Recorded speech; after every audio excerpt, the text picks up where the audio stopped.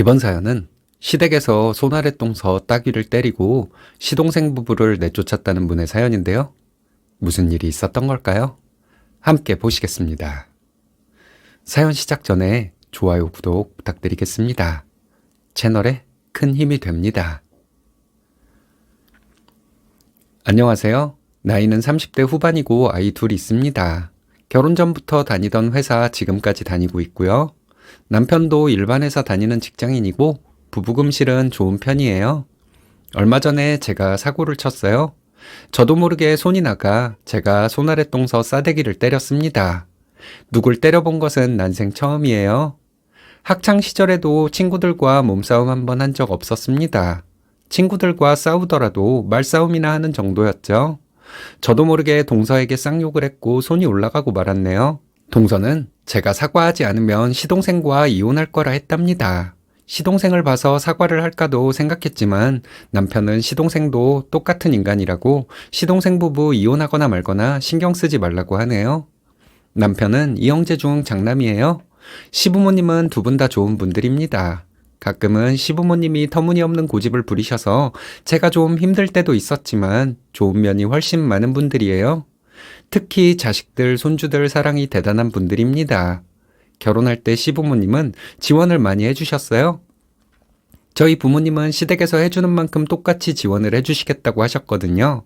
시부모님은 저희 부모님이 지원을 얼마를 해주시던지 상관하지 않으셨습니다. 하지만 저희 부모님은 시댁과 똑같은 금액 지원해 주시겠다고 하셨고, 그래서 약간 무리를 하셨어요. 저희 부모님도 그렇지만 시부모님도 저희 결혼할 때 지원해 주신 것에 대해 생색을 낸 적이 한 번도 없습니다. 오히려 더 많이 못 해주셔서 미안하다고 말씀하시곤 했죠. 시동생 결혼할 때도 시부모님은 저희에게 지원해 주셨던 금액과 똑같이 지원해 주셨어요. 적은 금액 아닙니다. 동서는 가정 형편이 어려워 결혼할 때 친정에서 지원을 못 받은 것으로 알고 있어요. 동서가 일하면서 모은 돈만 가지고 결혼했다고 들었습니다. 결혼할 때 누가 더하고 덜하고가 중요하다는 것은 아니에요. 저는 시부모님이 저희 결혼할 때 지원해 준 돈에 대해 감사한 마음으로 살았고, 동서는 시부모님에게 감사한 마음이 전혀 없었다는 게 중요한 거죠. 어쩔 때는 사람이 어떻게 저렇게 양심이 없지? 동서를 보며 이런 생각이 들 때도 많았어요. 저희 시어머니는 목소리도 크시고 성격도 강한 분이세요. 아프실 때도 아픈 티를 안 낼 정도로 자존심도 강한 분이십니다. 시어머니는 할머님, 할아버님 돌아가실 때까지 모시고 살았고 시집살이도 꽤 당한 것으로 알고 있어요. 시어머니는 저처럼 직장을 다니지는 않으셨지만 살림 잘하시고 시부모님 돌아가실 때까지 모시고 산 분으로 주변에서 칭송이 자자한 분이에요. 시동생은 저희보다 1년 먼저 결혼했습니다. 혼전 임신으로 결혼했고 저희 시부모님은 임신 소식을 듣고 바로 결혼을 시켜주셨다고 해요. 시부모님이 지원해준 돈으로 시동생은 아파트 전셋집을 마련하고 살림살이까지 전부 장만할 수 있었을 거예요. 그렇게 해주셨지만 저희 시부모님은 생색 한 번 낸 적 없었습니다. 하지만 동서는 시댁에 늘 불만이 있었어요. 제사 같은 때 동서는 저에게 우리가 여기서 왜 이런 일을 하고 있는지 모르겠어요. 이런 말을 자주 하더군요. 그때는 그냥 듣고 흘리고 말았지만 나중에 동서의 말을 곱씹어보면 이거 아니다 싶더라고요. 결혼할 때 시댁에서 그렇게 지원을 많이 해주었는데 그런 불만을 가질 수가 있는 건가? 이런 생각이 들었던 거죠.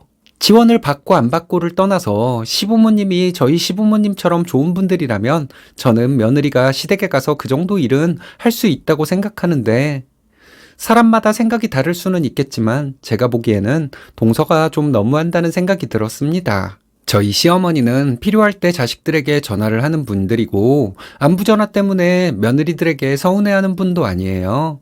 저희 시부모님은 자식들이 온다고 하면 반가워하시고 간다고 하면 웃으며 인사해 주시는 평범한 분들입니다. 동서는 자기가 어린 나이에 시집을 와서 고생을 많이 한 것처럼 얘기하곤 했는데 정말 말도 안 되는 소리죠. 저보다 1년 먼저 결혼했고 혼전 임신으로 결혼해서 애 낳고 키우느라 시댁에서 일을 할 시간도 없었을 거예요. 그런데 저보다 먼저 결혼해서 시댁을 위해 고생을 했다는 식으로 말할 때면 동서는 나를 바보라고 생각하나? 이런 의문만 남았습니다. 저희 시댁은 친정이랑 좀 다른 점이 있어요. 제가 시댁에 음식을 해간다거나 시어머니가 뭘 사오라고 해서 사가지고 가면 시어머니는 꼭 그 값을 치르셨습니다. 돈을 주셨던 거죠. 자식들이 뭘 사다 드릴 수도 있는 거잖아요. 그런데 시부모님은 꼭 자식들이 뭘 해가면 그 값을 치르셨어요. 물론 손주들 용돈을 따로 주셨고요. 저와 남편은 맞벌이를 하는데 남편이 집안일하는 것에 게으름을 피울 때가 있어요. 그럼 제가 남편이 할 일까지 하기도 합니다. 별 불만은 없어요. 시댁에 가서 농담 삼아 시부모님께 남편이 자기 할 일에 게으름을 피운다고 말하면 시어머니는 남편을 혼을 내주십니다. 남편이 저보다 연봉도 훨씬 높고 시어머니가 이런 태도를 가지고 계시니 저는 솔직히 제가 집안일 다 해도 상관없어요. 지난 명절에 시동생은 연휴 동안 처가 식구들과 여행을 가기로 했다며 시댁에 오지 않았습니다. 시동생은 처가 식구들과 여행을 가끔 가더라고요. 그런데 시부모님을 모시고 여행을 간 적은 한 번도 없었습니다. 저는 평소와 다름없이 명절 전날 가서 명절 당일 점심 먹고 친정으로 갔어요. 그리고 얼마 후에 엄청 놀라운 얘기를 들었습니다.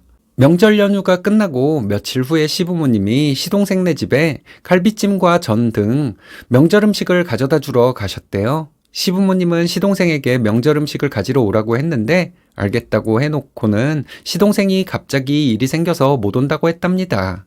그래서 시부모님이 시동생네 집에 음식을 직접 가져다 주셨대요. 시아버지는 차에 계시고 시어머니가 혼자 시동생네 집에 올라가서 벨을 눌렀다고 합니다. 동서는 인터폰으로 시어머니에게 무슨 일로 오셨냐고 했대요. 명절 음식을 가지고 왔다는 시어머니에게 동서는 문 앞에 두고 가라고 했답니다. 시어머니는 온몸에 힘이 빠져서 음식을 문 앞에 놓고 벌벌 떨며 차로 가셨다네요. 시어머니가 사색이 되어 돌아오자 시아버지는 무슨 일이냐고 물어보셨답니다. 시어머니에게 무슨 일이 있었는지 얘기를 듣고 시아버지는 아무 말씀도 안 하셨대요. 운전을 하시던 시아버지는 잠시 차를 세우시고는 30분 이상 지나고서야 다시 출발하셨다고 합니다. 너무 화가 나셨겠죠. 그 얘기만 듣고도 제가 온몸이 부르르 떨렸는데 시아버지께서 운전을 하실 수가 있었겠어요? 저희 시어머니는 기가 센 편이지만 저희 시아버지는 덩치만 크시고 여린 분이에요. 시아버지는 차를 세워놓고 소리는 내지 않았지만 좀 우셨다고 합니다. 시어머니는 시아버지한테 울기는 왜 우냐고 다그치며 괜히 화풀이를 하셨다고 해요. 말로만 들어도 정말 기혈이 뒤집히는데 정작 그 일을 당한 시부모님은 얼마나 화가 나셨겠어요. 창피해서 누구한테 말도 못하시고 속상해하고만 계셨겠죠.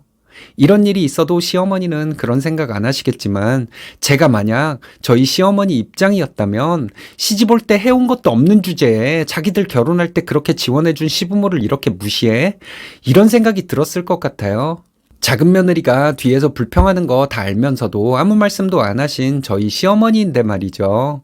그리고 주말에 시댁에 시동생네가 왔더라고요. 저는 시동생과 동서가 시부모님께 사죄를 드리러 온 줄 알았어요. 시댁에서 점심을 먹고 다과상을 차려서 둘러앉았는데 동서는 자기가 결혼하고 나서 지금까지 시댁을 위해 헌신한 것처럼 말을 하더군요. 너무 화가 나고 손이 떨리는데 시부모님과 남편은 태연해 보였습니다. 내가 이상한 건가 하는 생각마저 들더라고요. 정말 그때 저는 인내심의 한계를 느끼면서 참고 있었습니다. 동서는 자기가 효성지극한 며느리랍니다. 제가 이 집 며느리로 들어오기 전에 자기가 일을 다 했답니다. 저 정말 그때 동서에게 욕하려고 했어요. 그런데 시어머니가 먼저 말씀을 하시더라고요. 너 시집 와서 바로 애 낳고 애 보느라 정신없었지? 네가 고생한 게 뭐가 있냐?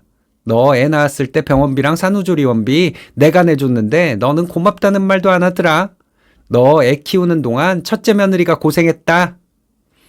시어머니가 이렇게 말씀하셨어요. 저희 시어머니는 당연히 이런 말씀하실 자격 있죠. 그런데 워낙 며느리들에게 싫은 소리를 안 하시는 분이라서 제가 좀 놀랐던 거예요. 동서는 당황하는 듯 하더니 시어머니에게 그렇게 말씀하시면 서운하다고 하더군요. 동서의 말을 듣고 시아버지는 버럭 소리를 지르셨습니다. 네가 서운할 게 뭐가 있어? 시댁에 고마워하는 마음으로 살아야지. 시아버지가 이렇게 말씀하셨습니다. 동서는 시부모님이 너무한다면서 시부모님을 노려보는 거예요. 아,